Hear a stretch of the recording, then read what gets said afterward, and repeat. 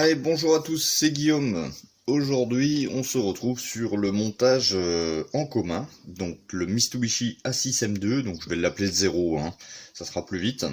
Donc on va faire dans cette première partie un premier élément. Je ne vais pas suivre exactement le livret de montage, même s'il est quand même assez restreint pour ceux qui ont vu la revue de kit. Donc je vais faire le compartiment cockpit dans cette vidéo. Donc à la base je voulais vraiment détailler au maximum l'intérieur, et puis finalement je me suis ravisé, non pas que je veux pas le faire, mais c'est que on est sur un kit assez simple, et en fin de compte je voudrais vraiment traiter la partie peinture sur cette série de vidéos, et je veux pas faire un modèle trop complexe, étant donné que j'ai d'autres projets à côté, mais c'est surtout que ça permettra également aux personnes qui n'ont jamais fait d'avion de se dire tiens, oui, je peux faire un avion, c'est assez simple de réaliser ce genre d'appareil. Donc je vais essayer de limiter entre guillemets les choses un peu complexes pour ne pas faire peur aux débutants. Ça sera un montage débutant, même si je vais quand même faire des petites choses à côté. Donc c'est parti, je dégrappe ce qu'il me faut, et voilà. Ok, donc voilà, donc ça c'est toutes les pièces qui vont composer le cockpit du 0. Donc il y en a au strict minimum, si je peux dire. Donc avant de faire l'assemblage et de faire la peinture, donc petit point sur les pièces en question, il y a de l'ébavurage à faire, donc un peu sur les côtés, ici également au niveau des consoles, il y a du travail d'ébavurage, étant donné que le moule n'était pas optimum. Donc je passe sur le travail de ponçage que j'ai effectué, et on va s'intéresser aux deux pièces qui sont ici. Donc je pense une cloison anti-pare-feu et le siège du pilote. Donc le siège du pilote, vous pouvez voir qu'il y a une gravure qui simule les harnais, donc c'est franchement pas réaliste. Donc ça, on va le retirer. Voilà, je vais poncer cette gravure qui est vraiment pas terrible, et puis on va adapter la pièce à la réalité. Donc c'est à dire que là je vais vous mettre une photo dans un petit coin. Le siège théoriquement est percé, ainsi que cette cloison là, c'est également percé sur les côtés. Donc il y a 3 trous de chaque côté, et sur le siège il y a pas mal de petits trous. Donc ce que je vais faire dans un premier temps, alors je vais déjà commencer par ça, ça va être de faire un marquage pour effectuer les trous. Donc je me situe à peu près comme ça au niveau de la pièce. Donc il va y avoir un trou à ce niveau là, un trou ici et un trou ici à peu près, c'est pas au millimètre.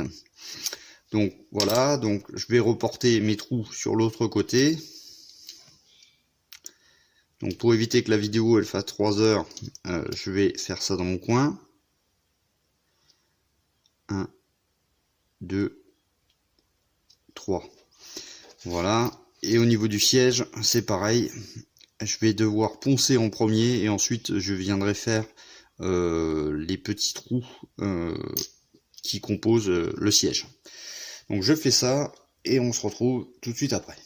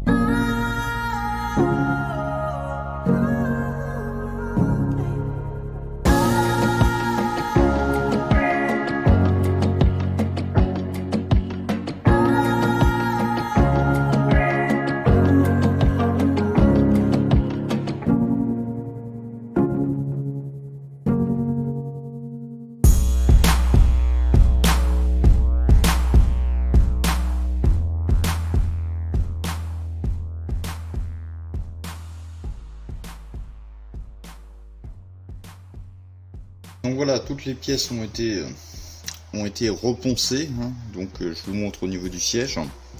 Donc hop là.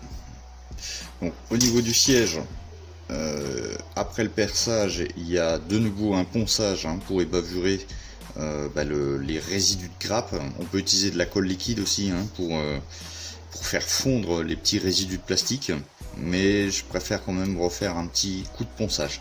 Donc j'ai tout mis sur des pics, hein. Donc tout est prêt. Donc je ferai le harnais après peinture. J'ai également poncé et bavuré les deux parties de fuselage, étant donné que ici on a de la peinture à appliquer. Donc avant de faire la peinture, on va faire la mise en primeur.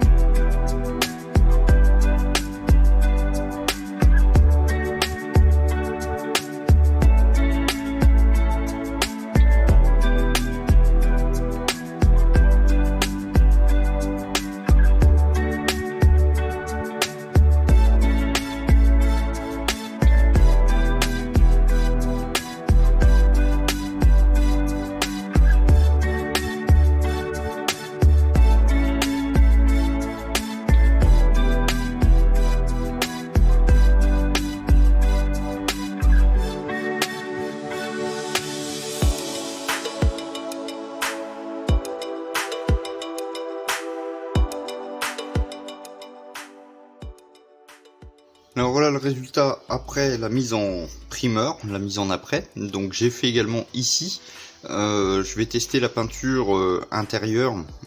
Donc même si je vais pas l'appliquer dans le fond, ça sert à rien, ça va être collé.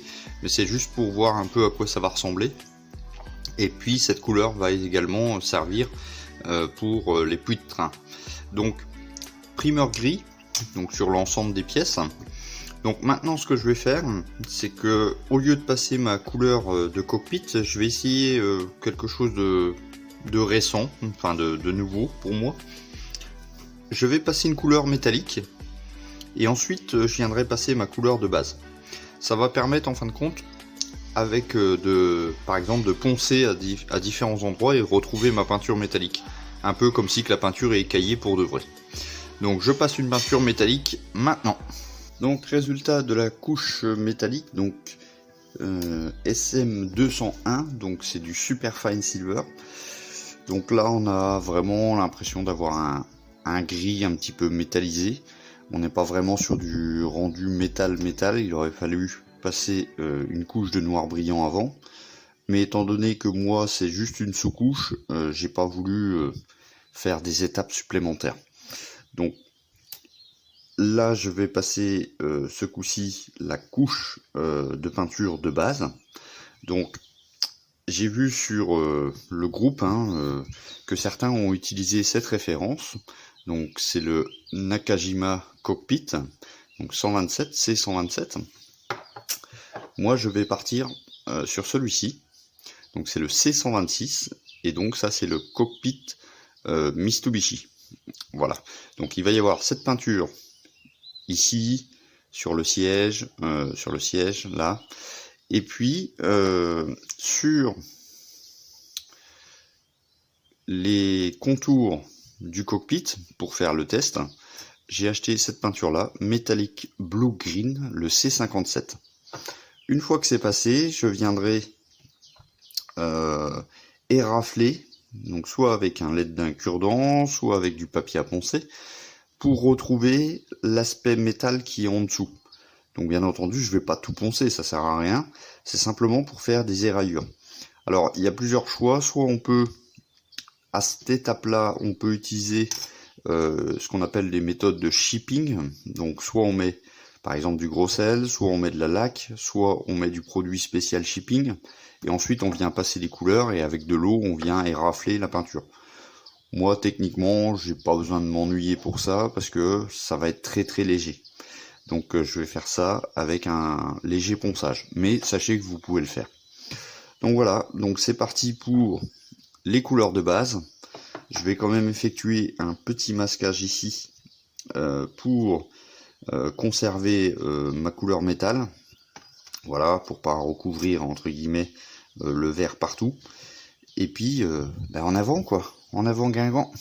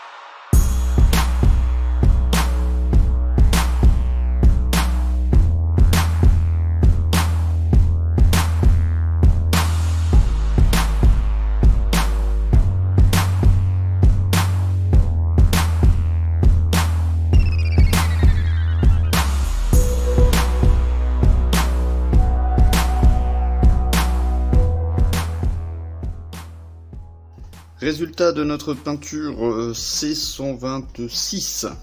Donc, vous pouvez voir que c'est plutôt pas mal. Limite un poil trop sombre, mais c'est pas grave parce que je vais éclaircir sur certaines zones. Donc, je vous montre également, par exemple, cette pièce-là. Bon, vous voyez, ça fait une belle peinture. Donc maintenant, ce que j'ai fait dans mon petit coin, bon, rien de particulier, j'ai peint Donc ça normalement c'est censé représenter, alors c'est vraiment difficile à se représenter. Ça normalement c'est les mitrailleuses. Ouais, j'avoue. Ça fait deux rectangles, normalement c'est deux mitrailleuses.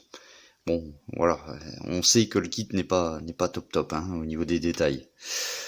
Donc j'ai peint ça en noir satiné au pinceau.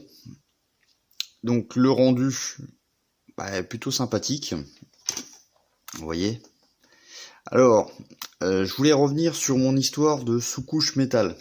Alors en théorie c'est une bonne idée, mais dans la pratique j'ai fait des tests, c'est pas terrible. Alors je vous explique. Alors vous voyez ici j'ai fait des tests dans le fuselage qui se verra pas après.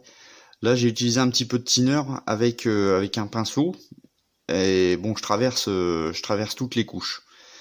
On voit pas vraiment l'aspect métal. Ensuite j'ai essayé avec un petit coup de papier à poncer. Là par ici, c'est trop léger. Le cure-dent, lui, ne fait pas vraiment. Là encore, vous voyez, ça fait pas. Là, j'ai essayé là. C'est pas. Ça fait pas ressortir vraiment du métal entre guillemets. La couleur était un peu fade, c'est vrai, je l'avoue, mais là, ça le fait pas. Vous voyez, j'ai essayé là.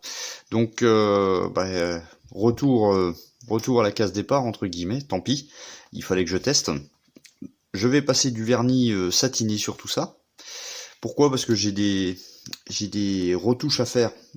J'ai des retouches à faire au niveau ici par exemple. Là, faut que je peigne en noir, des petites choses comme ça. Et j'ai peur de déborder tout simplement. Là, c'est pareil. Le boîtier ici est en noir avec un petit peu d'aluminium, etc. Donc je vais jouer la sécurité, je vais passer un petit coup de vernis satiné, je vous montre pas. Et puis on attaque directement les retouches au pinceau avec les éclairages et les assombrissements.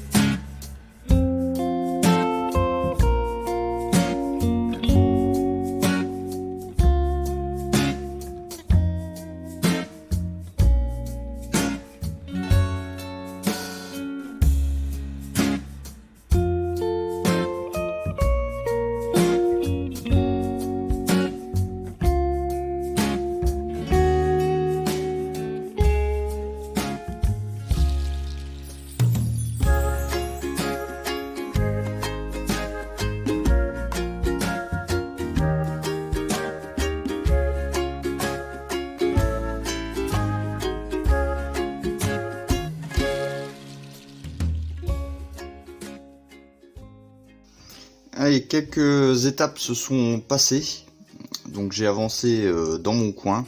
Alors vous m'excuserez, les pièces sont petites et puis c'est pas évident d'avoir la caméra devant, mais je vais vous expliquer ce que j'ai fait. Donc je vais commencer par vous montrer cette pièce que voilà. Alors j'ai fait d'abord des retouches au pinceau. Donc ici vous voyez les cadrans en noir, donc j'ai utilisé de la peinture Valero, donc c'est du noir mat. Ensuite je suis venu faire une surpiqûre de blanc pour faire les aiguilles, noir satiné au niveau du soufflet de pommeau, si je peux dire. Alors, on voit pas grand chose, c'est quand même petit. Les petits boutons ont été également repiqués. Donc ici j'ai mis un petit peu d'ivoire. Là un bouton rouge. Je sais que les boutons rouges il en faut pas beaucoup dans les avions, étant donné que c'est des boutons d'urgence. Donc ensuite, ce qui est le plus visuel, ici vous pouvez voir que j'ai fait un brossage à sec avec la couleur Mitsubishi, non, Nakajima Cockpit, voilà, le C127. Donc ça a donné une petite texture parce que le Mister Color c'est pas top pour le pinceau, mais tant mieux, c'est pas lisse. J'ai également fait des retouches entre guillemets pour des lumières avec un mélange de kaki et de Desert Yellow sur différentes zones. J'ai passé un petit jus noir et puis ensuite je suis venu tapoter. Alors ça c'est génial, franchement je vous conseille, même si vous voulez pas l'utiliser à l'aérographe, l'aluminium MC218. Vous essuyez bien et ensuite vous obtenez vraiment un beau résultat déraillure entre guillemets, hein. Franchement ça me plaît bien. Donc dommage pour ma solution de métal avant, mais bon, fallait que je teste. Donc là j'ai fait la méthode classique. Donc vous voyez, ça apporte beaucoup plus de nuances, beaucoup plus de tonalité. Et là encore, c'est de l'aluminium MC218. Normalement ici c'est la manette des gaz. Donc ça c'est fait. Ici je vais coller le décal, j'ai pas touché, j'ai simplement peint les endroits des mitrailleuses.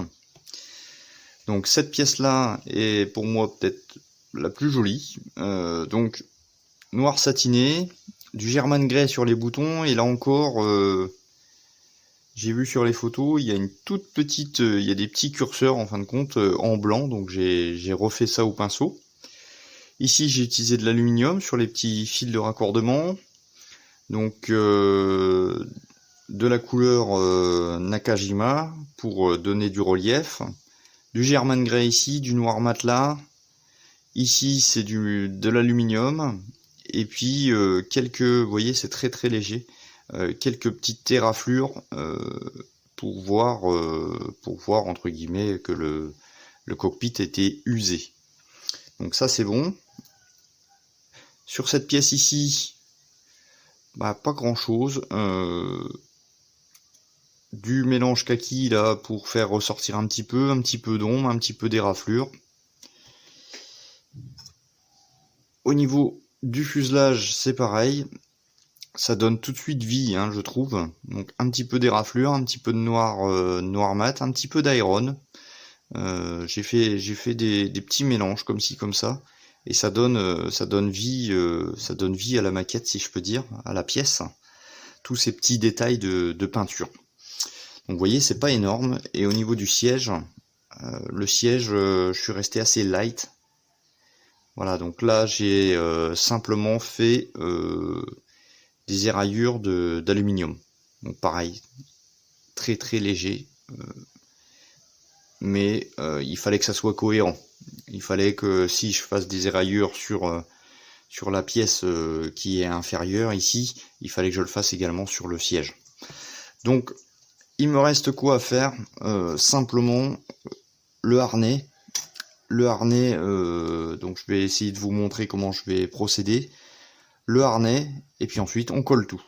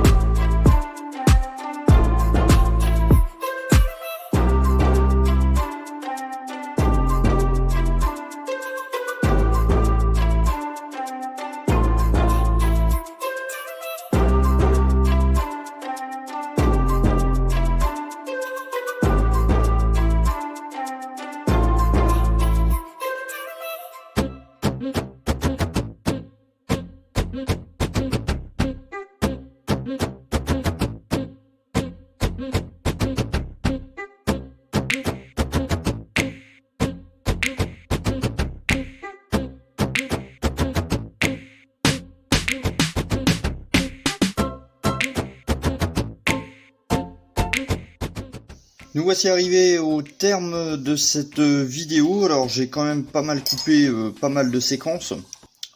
Pourquoi? Parce que c'est petit, c'est difficile à filmer. Mais voilà le résultat du cockpit. Donc vous pouvez voir que les harnais faits en scratch, bah, finalement c'est plutôt pas mal. Hormis les petits points noirs qui permettent de simuler les trous, j'ai pas arrivé à faire plus petit. Là j'ai utilisé, alors je vous l'ai pas filmé, mais les petites accroches, je les ai fait avec de la photo découpe des rembarres du 1.700 du Fuso. Voilà, j'ai bidouillé 2-3 choses et bon bah ça donne l'apparence entre guillemets. L'usure est relative, c'est pas une grosse usure, mais bon ça va. J'ai collé le décal sur son support, rien de particulier. Alors c'est un décal en noir et blanc. Bon, j'ai regardé sur les photos de référence, c'est vrai qu'il y a un petit peu de couleur par-ci par-là, mais c'est pas énorme. Donc moi ça me choque pas. La partie que je trouve réussie, c'est à ce niveau-là. Voilà, on voit bien la différence des couleurs que j'ai appliquées avec la manette de gaz en aluminium, les petits compteurs, plus les rayures. Voilà, c'est pas très comment je peux dire, c'est pas énormément détaillé, mais bon voilà. Donc maintenant, hop, je vais vous montrer ce que ça donne dans le fuselage. Alors je vous ai mis un petit peu plus haut pour faciliter. Donc ici il n'y a rien étant donné qu'on vient appliquer directement la partie cockpit dans le fuselage. Tac. Donc je ferai le collage dans mon coin, hein. Là c'est juste pour vous montrer à quoi ça va ressembler. Alors j'ai une petite pièce, le coussin du pilote que j'ai pas encore que j'ai peint mais que j'ai pas encore décrapé, etc.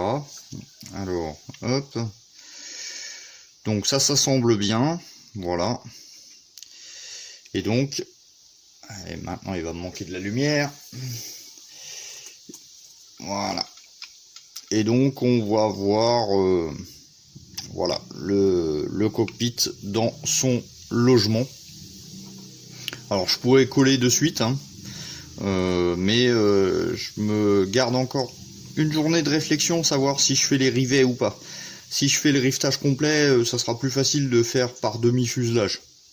Mais bon, de toute façon, c'est pas, vous avez vu, c'est pas très sorcier à coller.